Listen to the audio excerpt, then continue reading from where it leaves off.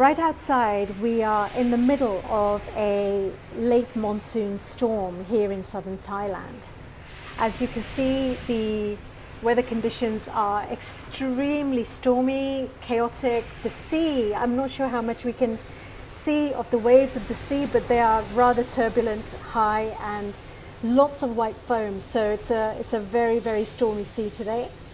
And just a short while ago, we were in the middle, if you like, we were in the eye of the storm where everything was calm. The weather temperature, the temperatures themselves were a little bit higher, and everything looked like suddenly it was going to get better. And then lo and behold, out of nowhere, the storm hits and it becomes super turbulent.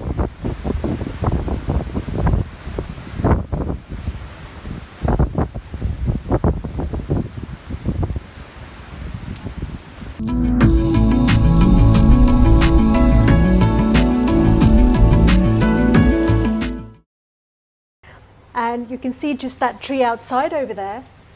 You can see how the tree is undulating with the movement of the wind. It's kind of dancing with the wind.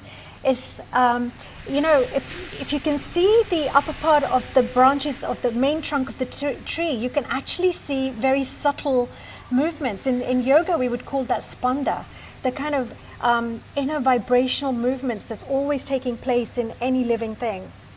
And that particular tree, if you can see, is deeply rooted. The roots are super, super strong, but it is doing everything in its power to support the movement of the wind, to embrace the wind, but also it's doing it in a way where it wants to do its utmost to protect its very, very, very nether regions, the softest, the most fragile parts of its body, the small shoots at the end.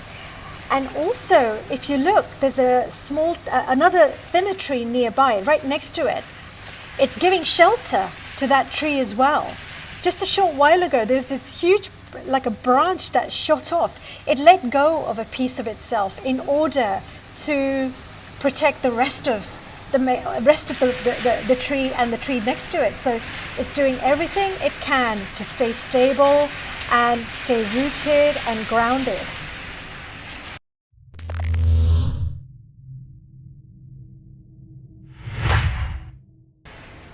So that tree outside is something quite remarkable, because if you look at the tree itself, if you look at the roots of the tree and the tree itself are leaning towards the side where the wind usually comes in. So it's actually ready and able to protect itself from the elements that are brought in by the sea.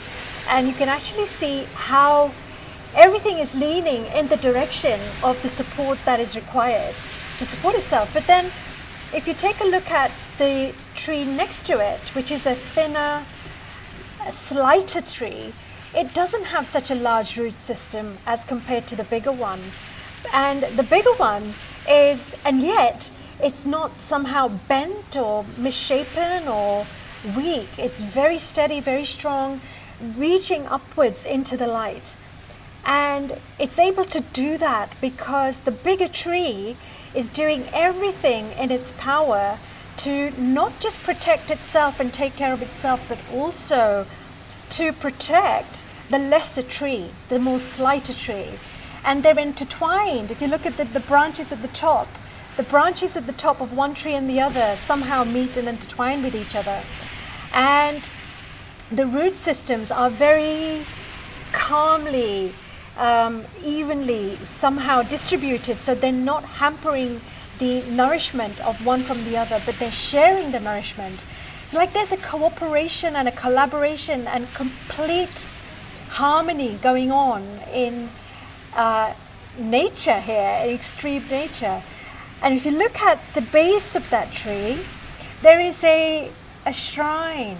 It's a beautiful little Thai shrine that is somehow granting sacredness to its existence, recognizing the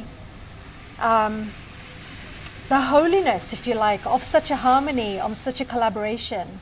So very beautiful. in that the bigger tree protects the lesser tree, and the lesser tree is able to exist in complete peace and power of its own existence alongside of the larger tree. There's no competition, only support and collaboration going on there. So very beautiful.